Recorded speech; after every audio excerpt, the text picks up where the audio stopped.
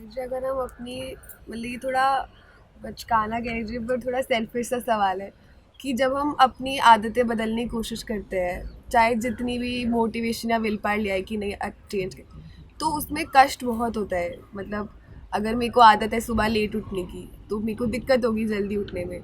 तो कभी-कभार ऐसा लगता है कि क्यों खुद को इतनी तकलीफ़ देना? अगर 2 दिन की ज़िंदगी है, तो जी लो जैसे जीना चाहते हो। क्यों अपने आप को इतना टॉर्चर मेंटली टॉर्चर, चाहे वो खुद स्पैन के लिए उस वक्त तो बहुत लंबा लगता है, तो क्यों अपने आप को इतनी दिक्कत देना, मत दो छोड़ो। मत दो। अगर अभी ये लग रहा है कि जितनी भी ज़िंदगी है वो वैसे ही जी करके काम चल जाएगा जैसे हो, तो मत दो। देखो, अध्यात्म सबके लिए है ही नहीं। सबके लिए तो संसार है और उसके ढर्रे हैं, और दुनिया अपने तरीके से चली आ रही है हजारों साल से। अध्यात्म उनके लिए जिनके भीतर बड़ा विद्रोह उठाओ। तो अगर आप ये कहोगे कि मेरे भीतर कोई ऊब या विद्रोह है ही नहीं, तो फिर बात ही खत्म हो जाती है। फिर तो आपको प्रतीक्षा करनी पड़ेगी कि आपको इतनी चोट लगे कि आपके भीतर विद्रोह उठे। किसी को जबरदस्ती थोड़ा ही उबाया जा सकता है। किसी की जिंदगी जैसी चल रही है वो वैसे में संतुष्ट है, तो तुम उसको जाकर के अगर भड़काओगे और उपदेश दोगे और चिंगारी लगाओगे, तो तुम्हारा गला और पकड़ लेगा। सब भला चल रहा है और ये आए हैं हमारी गाड़ी पंचर करने।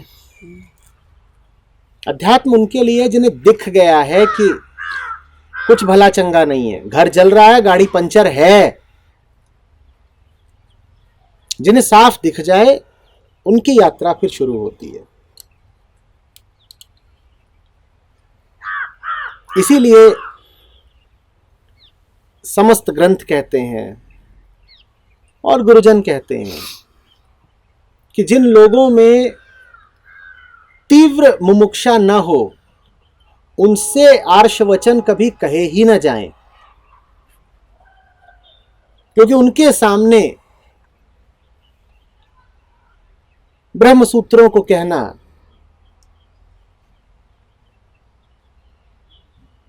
श्लोकों को जाहिर करना, सूत्रों और श्लोकों का अपमान है।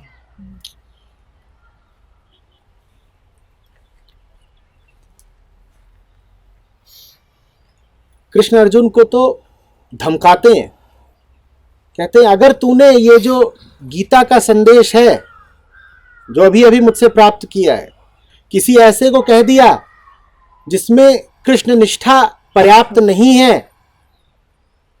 तो तुझे बड़ा पाप लगेगा।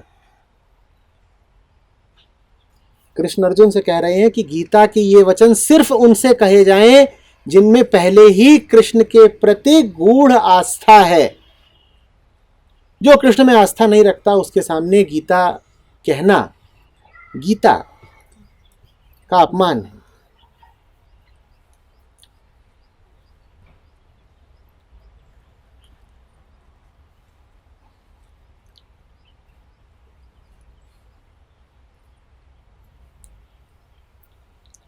ग्रंथ, गुरु सहारा देने आते हैं उसको जो अब प्रस्तुत हो गया है सहारा लेने के लिए। पहला कदम तो तुम्हें ही उठाना पड़ेगा, पहला कदम उठाना ही पड़ेगा और अपनी पात्रता का प्रमाण भी देना पड़ेगा कि तुमने जो कदम उठाया है वो वास्तविक है, गंभीर है, सच्चा है। जब तुम ये प्रमाणित कर दोगे कि तुम्हारे भीतर सच्ची ललक है, तब फिर ग्रंथ, गुरु इत्यादि तुम्हारे लिए प्रासंगिक होते हैं, उपयोगी होते हैं। नहीं तो फिर ग्रंथ तुम्हारे लिए सिर्फ कागज का पुलिंदा है। तुम उसका रोज भी पाठ करोगे तो तोता पाठ जैसा होगा।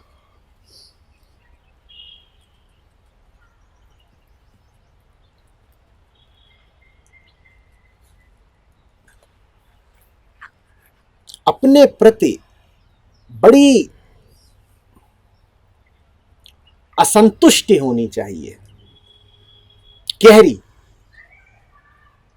मैं ऐसा क्यों हूं?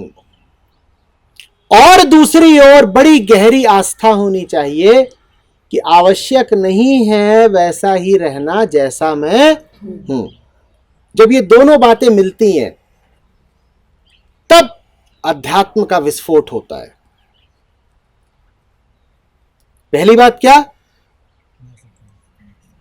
भीतर एक ऊब हो, एक विद्रोह हो, एक छटपटाहट हो, अपने प्रति ही जैसे एक चिढ़ सी हो, ऐसा क्यों हूं?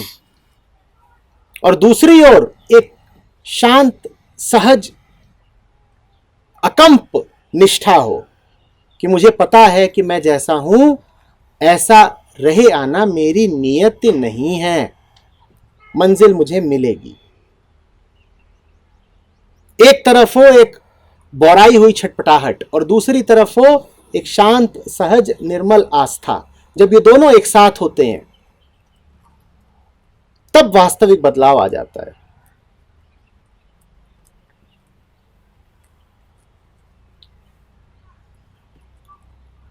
दोनों में से सिर्फ एक है पहला वाला, तो तुम आत्महत्या कर लोगे। अगर सिर्फ पहला वाला है तो तुम क्या कहोगे कि सब कुछ खराब है, सब कुछ खराब है और ठीक हो नहीं सकता। तो फिर तो एक ही विकल्प है, क्या? कि जीवन का अंत करो।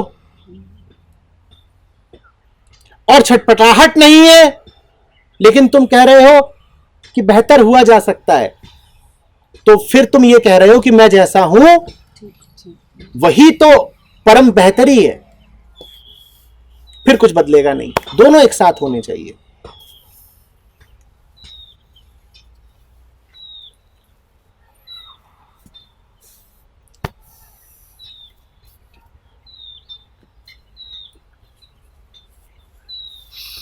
अगर हम कभी किसी को बोल दें कि हम मतलब थक चुके हैं द वे वी आर, और जिस तरह से हम सोचते हैं, चाहे कुछ ओवर थिंक करते हैं, तो आजकल यही सुनने को मिलता है ना कि love the way you are, अपने आप से प्यार करो, जैसे हो अपने आप को एक्सेप्ट करो। तो क्या वो सही है कि तो तुम कैंसर जैसे करोगी हो- फिर इलाज क्यों कराए? कैंसर करोगी फिर इलाज क्यों कराए? Love your cancer.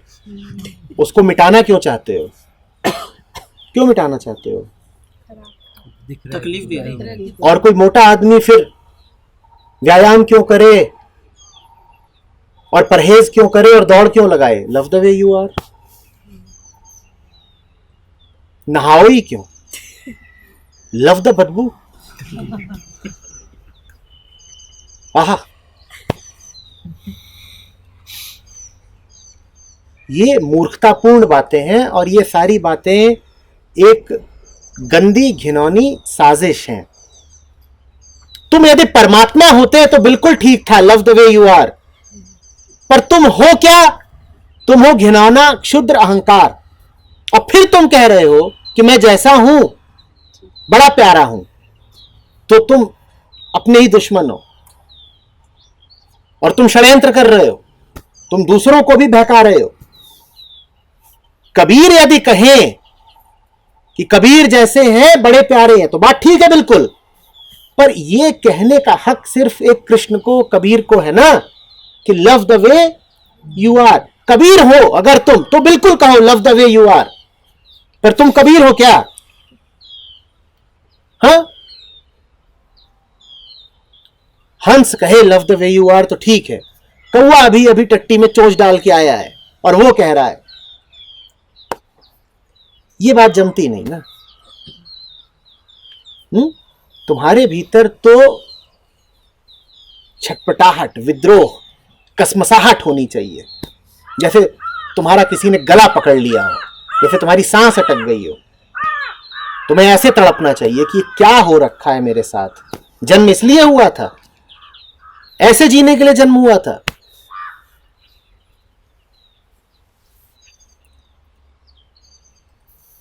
उसमें भी आचार्य जी हमारी इंटेंसिटी नहीं होती, हम 2 दिन करते हैं फिर तीसरे दिन ढीले पड़ जाते हैं। क्योंकि तुम घिरे हुए हो उसी तरह के लोगों से। तुम घिरे हुए हो उसी तरीके के लोगों से। फैट बॉयज क्लब में अगर तुम हो तो वजन घटाना मुश्किल पड़ेगा। हो सकता है तुम वहीं पे सुरमा भी हो, क्योंकि सब वहां 200 से ऊपर के हैं और तुम 250 के हो। तुम तो ये कहोगे कि मैं दुबला होता जा रहा हूं कांटे जैसा। ये सब यहां 200 प्लस है, मैं 250 पे अटक गया हूं। संगत की बात है, संगत की। संत की संगत में रहते हो तब तुम्हें पता चलता है कितने पानी में हो। और तुम घिरे ही रहोगे अपने ही जैसों के समाज से, तो तुम्हारे भीतर कोई भी असंतोष उठेगा क्यों?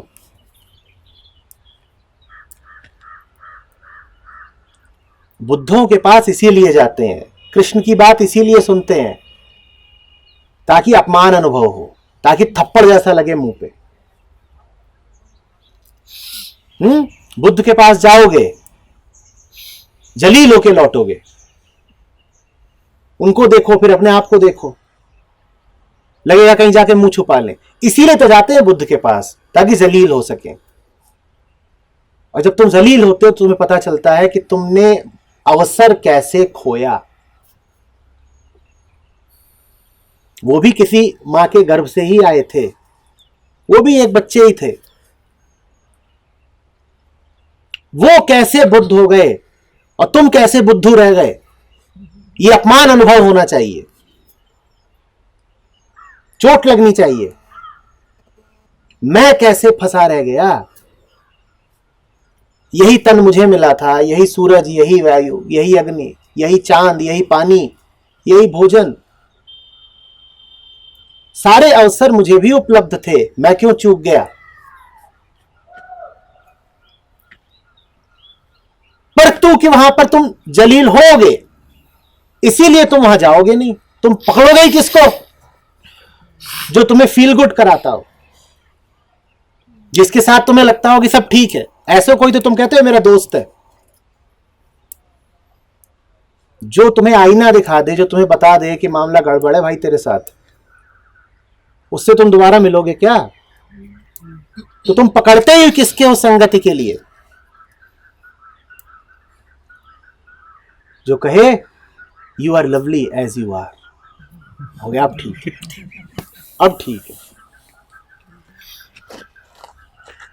जानू मैं मोटी लग रही हूं क्या? वो बोल दे अगर कि मोटी तो शब्द छोटा है, तू भैंस है।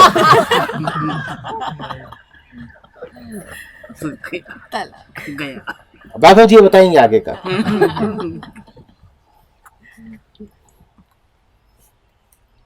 तुम संगत ही किसकी रखना चाहते हो? जो तुम्हें कभी आईना ना दिखाए। बुद्धों की संगति में बड़ा अपमान अनुभव होता है। इसीलिए बुद्ध से ज्यादा तुम्हें क्रोध किसी पे आता नहीं। वो आईना दिखा देता है ना बार बार, उसको देख के पता चल जाता है कि हम कितने चूक में जिए।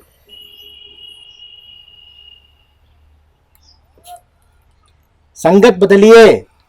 इसीलिए इस गोष्ठी का क्या नाम है? सत्संग। सच्ची संगति। और ऐसे तो मार्च का महीना है, शाम का समय है, रोजमर्रा के ढर्रों में अभी किसकी संगत होती? क्या कर रहे होते? वहां क्या बातें चल रही होती? क्या चल रहा होता?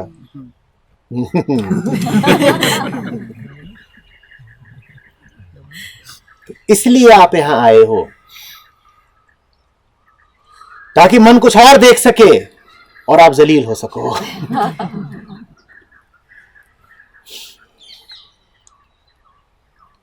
जलील होना बहुत जरूरी है ना।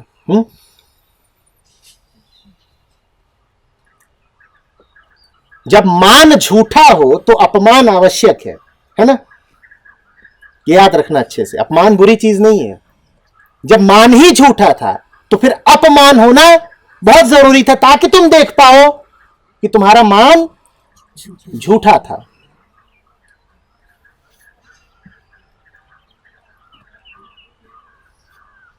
गुरु इसीलिए अपमानित बहुत करता है। गुरु तब तक अपमानित करता रहेगा जब तक तुम अपने झूठे मान को त्याग नहीं देते। सच्चा मान मिल गया जिस दिन तुम्हें, उस दिन गुरु तुम्हारे चरण पखारता है। सच्चा मान तुम पाओ तो फिर कौन गुरु कौन चेला।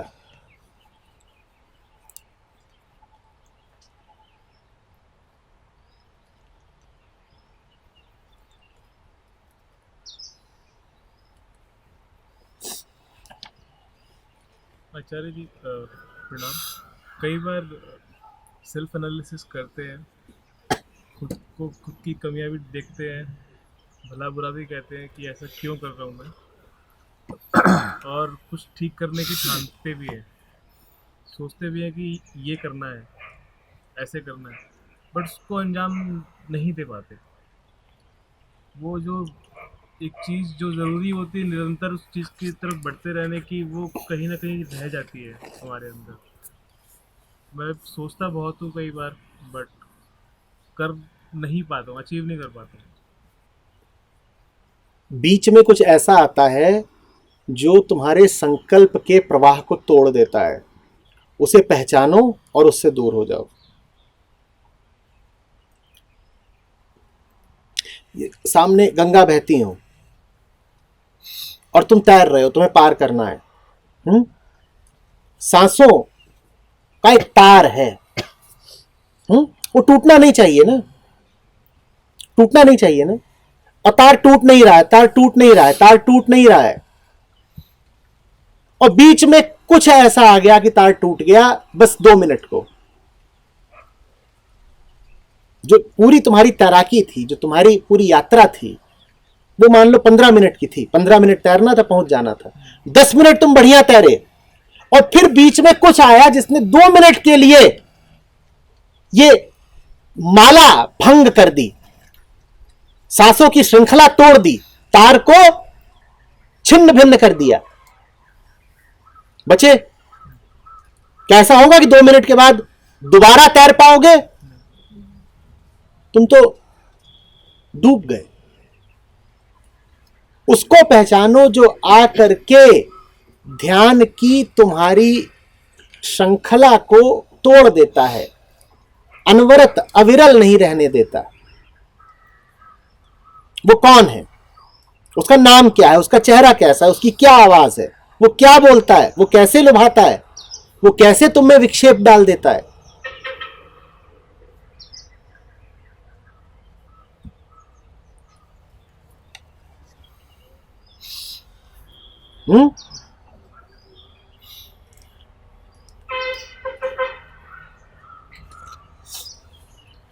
आचार्य जी अगर वो परिवार से ही हो तो कैसे सोचेंगे? फिर देख लो, परिवार चाहिए या पार चाहिए।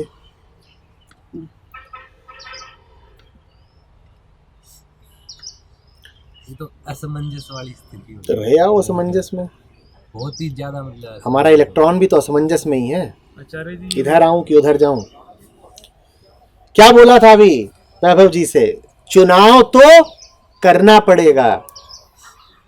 आचार्य जी जब सही और गलत में चुनाव आसान होता है, जब दोनों सही होते हैं। दो सही कभी नहीं होते, सत्य दो नहीं होते। 50 सत्य कब सुने तुमने भाई? ये अहंकार का बहुत बड़ा झूठ है कि इधर भी सही है और उधर भी सही है। जब तुम कह रहे हो कि इधर भी सही है और उधर भी सही है, तो एक बात पक्की है, तुम गलत हो। इधर उधर का सही तो बाद में आएगा, तुम गलत हो। सही माने जानते हो क्या होता है? सत्य के अलावा कुछ नहीं सही होता, और 5-7 तरीके के सत्य होते हैं।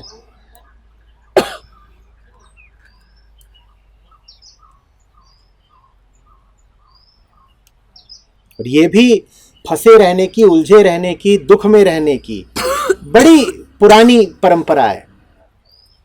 एक तरफ उसका घर, एक तरफ मैं कदा, मैं कहां जाऊं। अरे बताओ भाई, हाँ मैं कहां जाऊं, होता नहीं फैसला। ऐ गमे जिंदगी कुछ तो दे मशवरा। इस तरफ उसका घर और उस तरफ मैं कदा, इधर भी सही उधर भी सही, किसका करूं हक अदा। इस तरफ उसका घर, उस तरफ मैं कदा, ऐसे ही तुम बातें कर रहे हो। इधर माँ बुलाती है, उधर बीवी बुलाती है, दोनों ही सही हैं। पगले, दोनों में फंसना गलत, तू भाग। न इधर जा ना उधर जा। हम आचार्य जी अपनी जैसे हमारे जो सही गलत की पहचान होती है, या तो हम अपने माँ बाप से सीखते हैं बच्चे, जब हम बड़े हो रहे होते हैं, या जो सोसाइटी जितने भी आसपास के लोग होते हैं, अगर हम किसी ऐसे, अगर सपोज अगर हम आज यहाँ ना आते, या हम किसी ऐसे इंसान से ना बात कर पाते जिनको सही समझ है, और हम अपने उसमें रहे, तो उसमें अगर हम कैसे चुनाव कर सकते हैं कि सही क्या है गलत क्या है। या अगर कल को मैं यहाँ से जाके आपसे सपोज हमारा नहीं रहता है कांटेक्ट, तो एक अपने आप में इंडिविजुअली हम कैसे वो सही गलत की पहचान ला सकते हैं। जहां तुम्हें घुटन अनुभव हो, जहां तुम्हारी मौलिक शांति छिनती हो, वो जगह तुम्हें कितनी भी ललचाए, कितनी भी आकर्षक लगे, वो जगह ठीक नहीं हो सकती। और ये बताने के लिए ज़रूरी नहीं है कि कोई तुम्हारे सामने कुर्सी पर बैठा हो। दिल होता है ना, हृदय, वो कैद में कभी भी राजी नहीं होता। उसी को कहते हैं आंतरिक गुरु।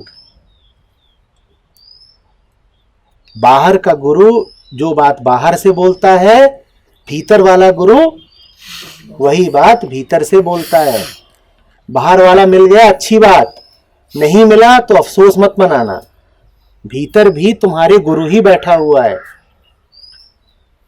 बस ये है कि वो भीतर बैठा है इसलिए उसकी कदर नहीं करते। सामने वाला कुर्सी पर बैठा है तो कहते हो जय गुरुदेव, भीतर वाले कहते हो जे तो अपनी चीज है, घर की मुर्गी, घर का गुरु, दाल बराबर। भीतर वाले की तुम आवाज सुनते ही नहीं, इसीलिए बाहर वाले को चिल्लाना पड़ता है कि अरे सुनो सुनो।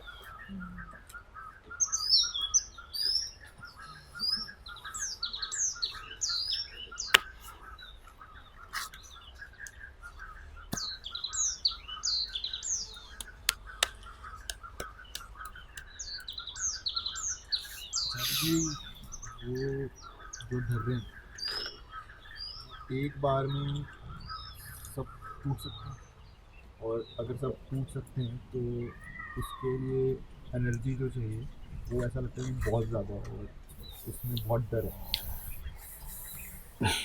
तुम यहाँ बैठे हो, तुम्हारे ऊपर चींटियां ही चींटियां चढ़ जाएं, तो तुम बैठ के मुझसे सवाल करोगे कि आचार्य जी क्या एक बार में सारी चींटियां हट सकती हैं, या जो सामने दिखेगा उसको हटाओगे बेतरतीब, या बैठ करके बौद्धिक जिज्ञासा करोगे कि अभी ये 600 चींटियां हैं, क्या कोई ऐसा जादू हो सकता है कि सब की सब एक पल में विलुप्त हो जाएं? ये प्रश्न करोगे, या जहां काट रही होगी जो सामने पड़ेगी, जैसे तुम्हारी क्षमता होगी उससे आजाद होने की, झाड़ने की कोशिश करोगे? जल्दी जवाब दो। बस तो हर एक धर्रे को देखकर, धर्रे तो जब बुरा लगना चाहिए, बुरा लगना जरूरी है, उसके बाद जो होता है स्वयं होता है।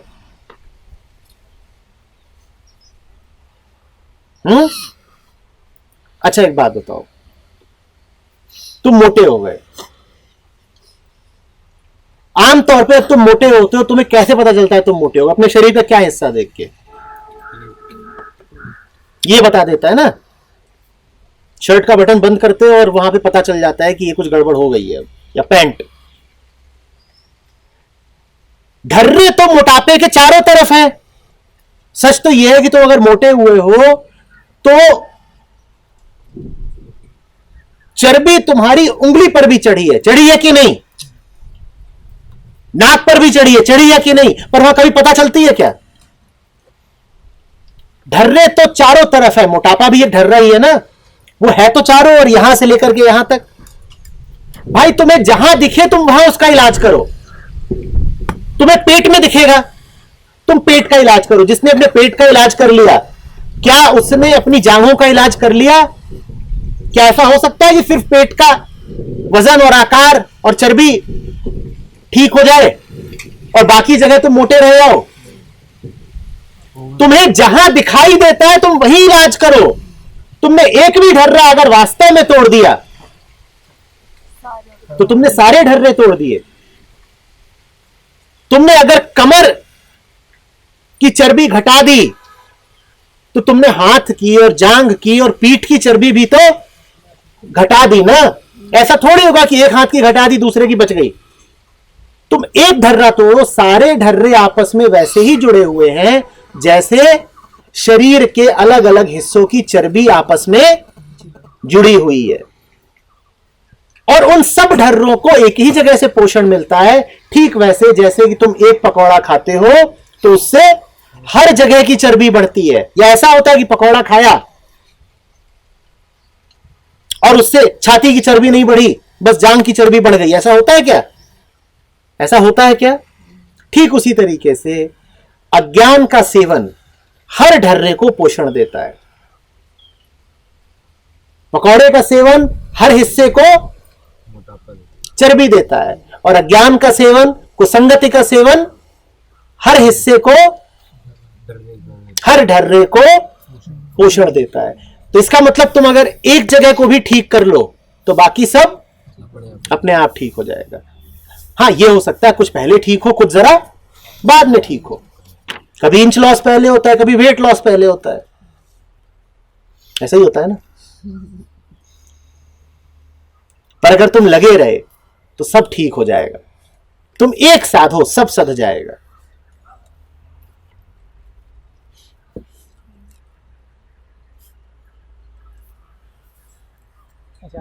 एक सज्जन आए थे मिलने, इससे याद आता है, उन्होंने अपनी 50 तरह की समस्याएं बताई। बॉस सुबह सुबह खून पीता है, बीवी बहुत मारती है, बच्चे कोचते हैं, दिल की तमाम आरजुएं थी वो पूरी नहीं कर पाया, गाना गाना चाहता था गाने नहीं गाए, गीत लिखने थे गीत नहीं लिखे, दिल से आज भी जवान हूं पर कहीं जाकर के नाच गा नहीं सकता, कुछ रंगीन नहीं बचा। 50 तरीके की बातें। उसके बाद मेरा मुंह ताकने लगे। आधी तो उनकी मंशा ये थी कि मैं कह दूं कि अब लाइलाज है बीमारी, कुछ हो नहीं सकता। मैंने उनसे कहा ऐसा करिए, आप सुबह उठ के दौड़ा करिए।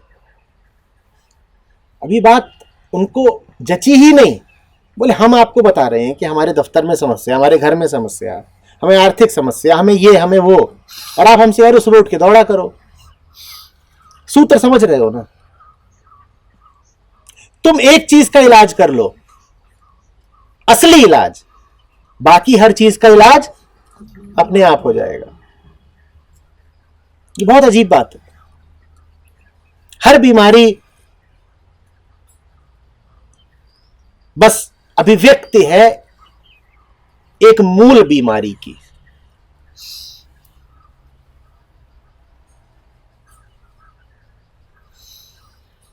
तो कोई भी बीमारी मूलता ठीक करने के लिए तुम्हें मूल बीमारी को ही ठीक करना पड़ेगा। तो चुनाव छोड़ो, तुम कोई भी एक बीमारी पकड़ लो जो सामने वाली हो और कहो इसको मूल से ठीक कर दूंगा, इसका जड़ मूल से इलाज कर दूंगा। उसका जड़ मूल से इलाज किया, बाकी सबका इलाज अपने आप हो जाएगा।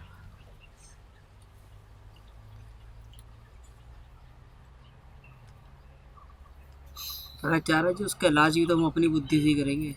वो पूछने आए थे ना, अपनी बुद्धि से थोड़ी पूछने आए थे। पूछना, जिज्ञासा करना। जिज्ञासा करने में 2 बातें निहित होती हैं। पहली, मैं नहीं जानता, दूसरी, मैं जान सकता हूं। तो जिज्ञासा बड़ी खूबसूरत चीज होती है। एक तरफ तो वो मानती है कि मैं क्या हूं, अज्ञानी, और दूसरी तरफ वो ये भी कहती है कि सामर्थ्य पूरा है मुझ में, अगर पूछ रहा हूं तो फिर समझ भी सकता हूं। जिज्ञासा बड़ी खूबसूरत चीज है। वो जगह है जहां पर अहंकार जाकर आत्मा के सामने झुक जाता है। अहंकार की स्वीकारोक्ति है, मैं नहीं जानता, और आत्मा की अभिव्यक्ति है, मैं जान, बोध स्वभाव है मेरा तो जान तो सकता ही हूं। जिज्ञासा, पूछना होता है। इसीलिए पूछो, इंक्वायरी बहुत जरूरी है।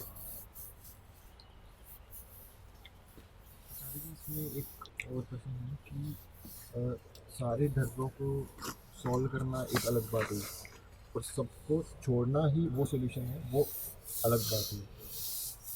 तो ये जो मैं आपको प्रेस किया वो सही बोला मैं या फिर हाँ, ठीक बोल रहे हो।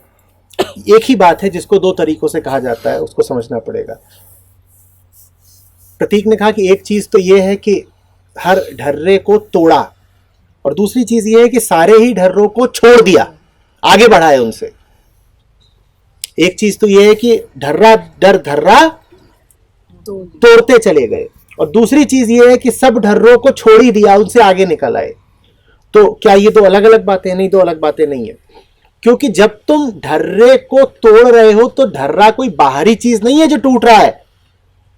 ढर्रे के साथ वो भी टूट रहा है जो ढर्रेदार था, जो ढर्रा युक्त था, जो ढर्रा ग्रस्त था। हम हमारे पैटर्न्स के अलावा और क्या हैं? तो जब ढर्रा टूटता है तो ऐसा थोड़ी कि हमसे बाहर की कोई चीज टूट गई, हम ही टूट जाते हैं। तो ढर्रों को तोड़ना और ढर्रों को छोड़ना वास्तव में एक ही बात है। क्योंकि जब ढर्रे टूटे तो वो पीछे छूट गया ना जो ढर्रों को पकड़े हुए था।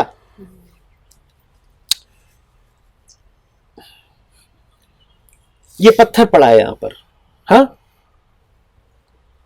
तुम इस पत्थर को तोड़ते हो, या तुम ये दीवार है, इसको मैं धक्का देता हूं, ये पत्थर, इसको मैं धक्का दे रहा हूं, समझो ध्यान से। तो मुझे दर्द हो रहा है, मुझे दर्द हो रहा है, जैसे धक्का देना चाहता हूं, जाने तोड़ना चाहता हूं, कुछ भी करना चाहता हूं, तो मुझे क्या हो रहा है? दर्द हो रहा है। वो दर्द क्या मुझे पत्थर के कारण हो रहा है? समझो बात को। मैं उसे तोड़ रहा हूँ इसलिए। मैं इस लायक नहीं हूँ। मेरे भीतर कोई बैठा हुआ है जो दर्द खा रहा है। मेरे भीतर कोई बैठा हुआ है जो नहीं चाहता कि इस पर मेहनत की जाए, उसको दर्द हो रहा है। पत्थर थोड़ी आया है मुझे दर्द देने। चलो और साफ करता हूं। जब तुम कहते हो मैं इसके खिलाफ जोर लगा रहा हूं, तो तुम वास्तव में किसके खिलाफ जोर लगा रहे हो? कौन है जिसकी तुम्हें इस वक्त खिलाफत करनी पड़ रही है? पत्थर तो मुर्दा है, पत्थर की क्या खिलाफत करनी? जब तुम इसके खिलाफ जोर लगा रहे हो और कर रहे हो, तो तुम वास्तव में किससे लड़ रहे हो? तुम खुद से लड़ रहे हो ना।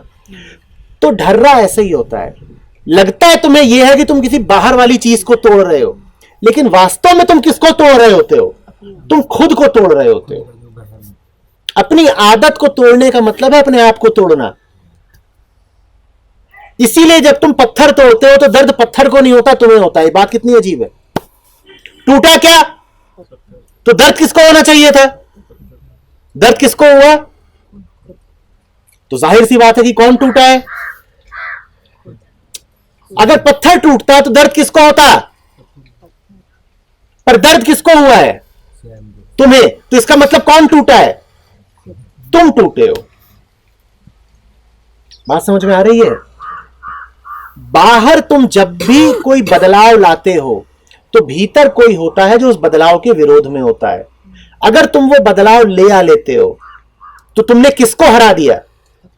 तुमने अपने आप को हरा दिया। समझ में आ रही है बात? तो ढर्रों को तोड़ना माने किसको तोड़ देना? अपने आप को तोड़ देना। पत्थर को तोड़ना माने किसको तोड़ देना? अपने आप को तोड़ देना।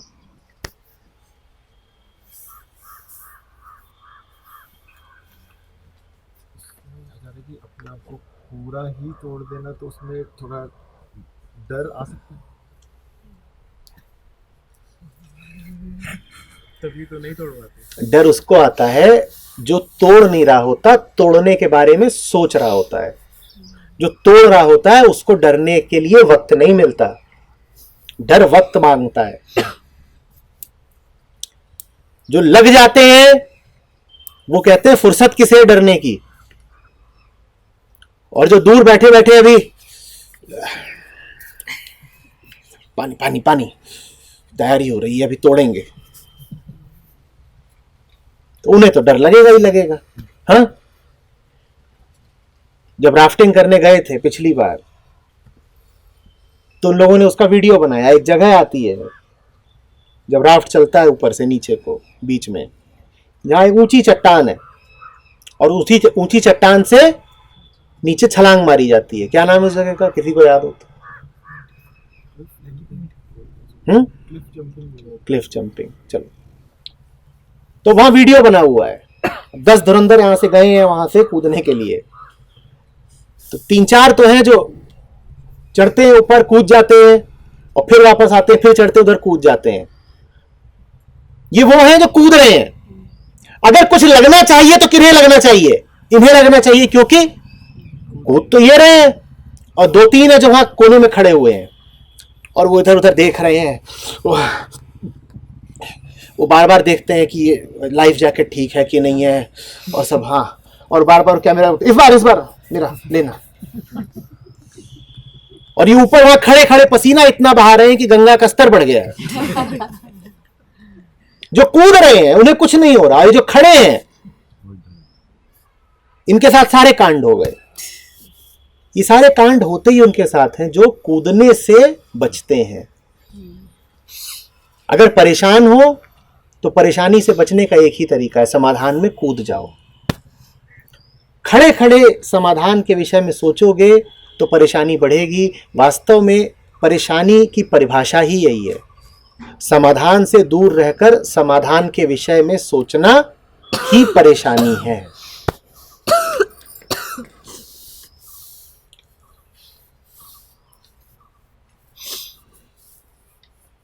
आचार्य जी, जैसे हम में या हम हर इंसान में कोई भी अच्छाइयाँ या बुराइयाँ हैं, वो बचपन से लेके जैसे जैसे वो बड़ा है, जिस एनवायरनमेंट में बड़ा है और उसको वो सारी हैबिट्स लगी है, वो आचार्य जी एक दिन में या एकदम से मैं मोटिवेटेड हो जाता हूँ, चार्ज हो जाता हूँ, वो एकदम से नहीं बदलेंगे।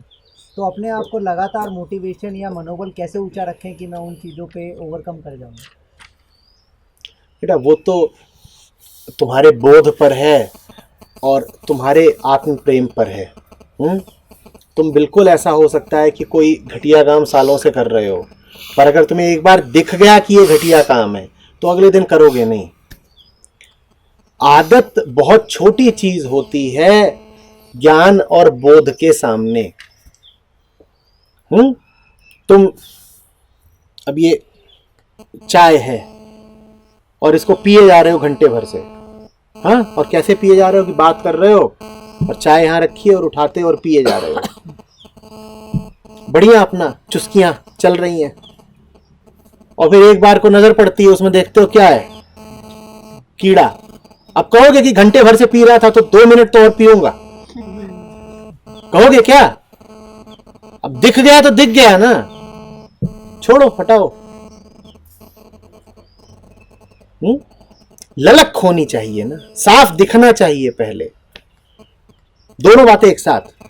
कई ऐसे भी होते हैं जिन्हें दिख भी जाएगा तो कहेंगे यार अब दिख, कहां दिखा, कुछ नहीं दिखा, हमारी आंखें ही कमजोर है, कैसे दिखेगा। भरोसा नहीं करना चाहिए अपने आप पे। जरूरी है कीड़ा हो, मसाला भी तो हो सकता है। अपने आप पे ज्यादा यकीन करना अहंकार का लक्षण है। और हम होते कौन है कीड़े की भर्त्सना करने वाले। मुझे गंगा में डुबकी मारने का हक है, कीड़ा चाय में भी नहीं मार सकता। पियो रे, सब राम रस है।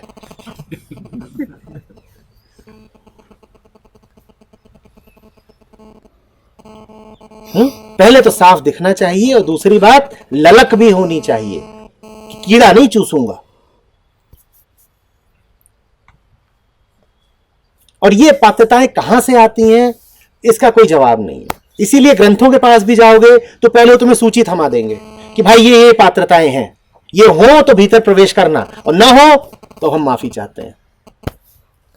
वो पात्रताएं अगर तुम में नहीं है, दृष्टि नहीं है या ललक नहीं है, तो फिर सिर्फ प्रार्थना करो, परमात्मा आग दे, परमात्मा असंतोष दे, फिर प्रार्थना। फिर कोई विधि नहीं चाहिए, फिर प्रार्थना चाहिए।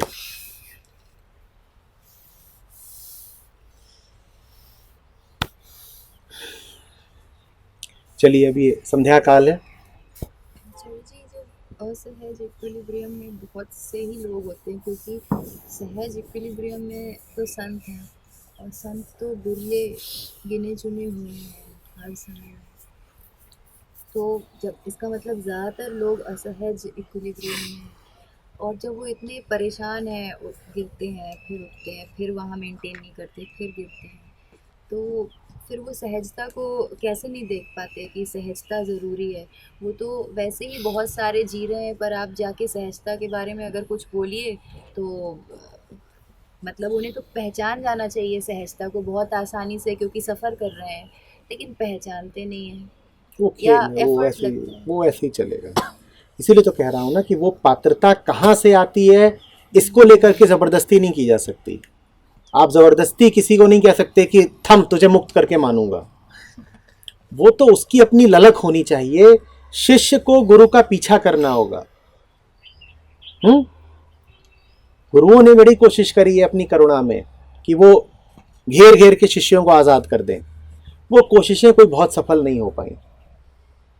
आप घेर के भी आज़ाद उसी को कर सकते हो जिसमें कम से कम थोड़ी सी ज्योति हो, जिसमें कम से कम थोड़ी सी इच्छा हो, मुमुक्षा हो। जिसमें कुछ भी नहीं है, जो मस्त है अपनी जिंदगी में, उसके साथ प्रयत्न व्यर्थ है।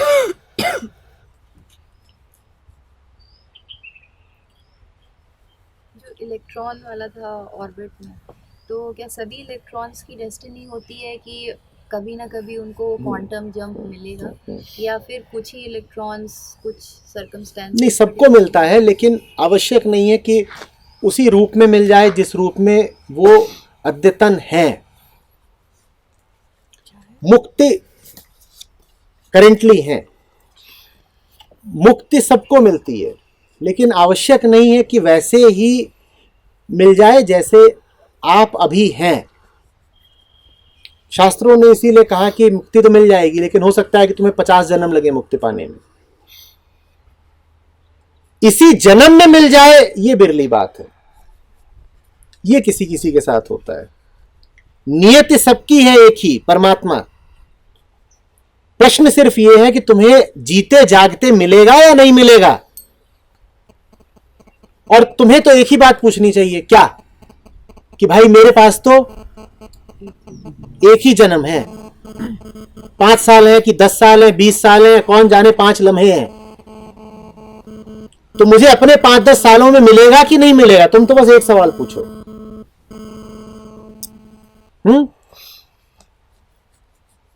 सारी कोशिश यही होनी चाहिए कि मुझे मेरे अगले 5, 10, 20 साल, बस इतना ही मैं अपना लेके आया हूं।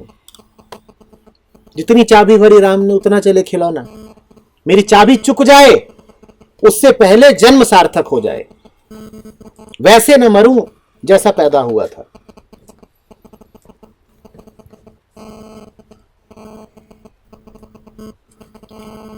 जैसा कि आपने कहा कि असंतोष होना बहुत ज़रूरी है। वृत्तियों को भी देखा गया है, हमेशा असंतोष वही उमड़ने देती है। और कैसे समझें कि वृत्तियों का असंतोष कैसे हो, या बुद्धि का से असंतोष जो उठ रहा है, बुद्धि बोध जो भी उससे उठ रहा है, वैसा होना चाहिए। उसके मतलब टेस्ट या लक्षण। वृत्ति जब असंतोष देती है तो वो कहती है मुझे और मिल जाए तो संतुष्ट हो जाऊंगा। और जब आत्मिक असंतोष उठता है तो वो कहता है मैं मिट जाऊं तो संतुष्टि मिलेगी। बात समझ रहे हो? जब वृत्ति जनित होता है संतोष तो वो कहता है कि ये मेरा प्याला है, ये आधा भरा है, ये और भर जाए जरा दुनिया से, इसमें कुछ और पाके डाल लूं तो बड़ा आनंद रहेगा, बड़ी संतुष्टि रहेगी। वो जैसा है वो उसे बुरा नहीं लग रहा है, कम लग रहा है। बात समझना, चाय बुरी नहीं है सिर्फ, बल्कि चाय अच्छी है, इसीलिए तो मुझे बुरा लग रहा है कि कम क्यों है। ये जो असंतोष है ये अपना बड़ा स्वीकार है। इस असंतोष में तुम अपने प्रशंसक हो, अपने फैन हो। तुम कह रहे हो मैं जैसा हूं बहुत बढ़िया हूं, दिक्कत बस ये है कि जरा कम रह गया, ये चाय ठीक है, जरा और लाके डाल दो भाई। ये आम संसारी का असंतोष है। साधक का असंतोष दूसरा होता है, वो कहता है मैं भरा हुआ क्यों हूं। संसारी इसको भरना चाहता है और साधक इसको खाली करना चाहता है। संसारी कहता है मैं जैसा जा रहा हूं ठीक जा रहा हूं, समस्या यह है कि मैं और आगे नहीं पहुंच पाया। और साधक कहता है कि मैं जैसा गया वैसा गया ही क्यों, मैं ऐसा क्यों हूं। देख रहे हो कितना अंतर है। संसारी क्या कह रहा है? संसारी कह रहा है 2 टीवी हैं, तीसरा मिल जाए तो, 2 घर है, तीसरा हो जाए तो संतोष आ जाएगा। ये संसारी का संतोष है। संसारी ये नहीं कह रहा है कि 2 घर बुरे हैं, वो कह रहा है 2 घर कम है। 2 घर अच्छे बहुत है पर कम है, और चूंकि अच्छे हैं इसीलिए और चाहिए। और साधक क्या कह रहा है? मैं ऐसा क्यों हूं कि घरों में फंस गया, मेरी उड़ान का क्या हुआ। ये दूसरा असंतोष है। ये अपना नाश करना चाहता है, ये अपने आप को मिटाना चाहता है। संसारी को शिकायत है दुनिया से और साधक को शिकायत है अपने आप से। वो कहता है नहीं नहीं नहीं, ये जो मैंने अपनी हालत बना ली, जो अपनी आदतें बना ली हैं, जो अपना चेहरा बना लिया है, ये जो अपनी किस्मत बना ली है, इसमें नहीं जीना। और अगर मैंने इकट्ठा किया तो और सर्वनाश हो जाएगा, क्योंकि जितना इकट्ठा किया उतना ही मुझे भारी पड़ रहा है। संसारी क्या कहता है? मुझे तो और चाहिए। साधक कहता है जो मिल गया वही बोझ है, इससे कैसे मुक्ति पाऊं। थोड़ा तो साधक को भी चाहिए होगा। अभी हम चाय की बात नहीं कर रहे हैं, अभी हम बात कर रहे हैं अहम तत्व की। संसारी अपने अहम तत्व के संवर्धन में लगा रहता है। जो अपना अहम तत्व है वो उसको बढ़ाने में लगा रहता है, और साधक अपने अहम तत्व के विसर्जन में लगा रहता है, विगलन में लगा रहता है। उसको गला देना है, हटा देना है। संसारी जिस चीज को बढ़ाना चाहता है, साधक ठीक उसी चीज को घटाना चाहता है। पर ये भी तो आचार्य जी संभव हो सकता है कि हम बाहर भी चल रहे हैं और बिल्कुल अलग है अंदर से। ये सब हो सकता है। ये जोरबादी बुद्धा एक बात यह है कि वैसा है क्या, या वैसा सिर्फ एक खूबसूरत बहाना है अपने आप को बहलाए रखने के लिए। बिल्कुल ऐसा हो सकता है कि परिधि पर नृत्य हो और केंद्र पर शांति। बिल्कुल ऐसा है क्या? हो तो सकता है, वैसा हो तो बताइए ना।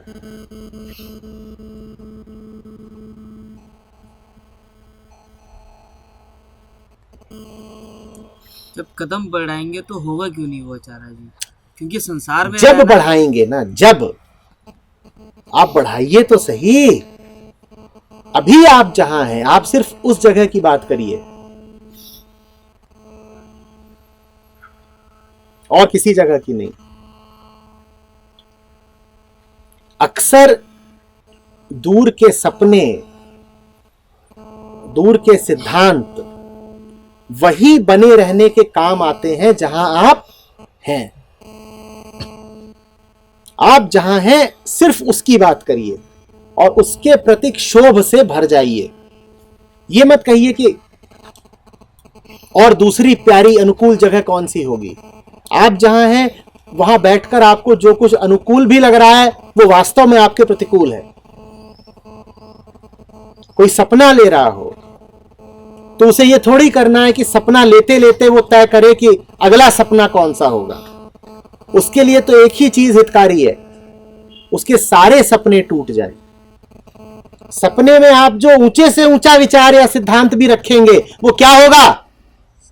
सपना मात्र ही तो होगा। अपनी वर्तमान स्थिति पर तो ध्यान दीजिए। मैं अभी सपने में हूं, और अगर मैं सपने में हूं तो मुझे बात करने का क्या हक है? मेरे लिए तो एक ही चीज करनी है, क्या? मैं उठ बैठूं।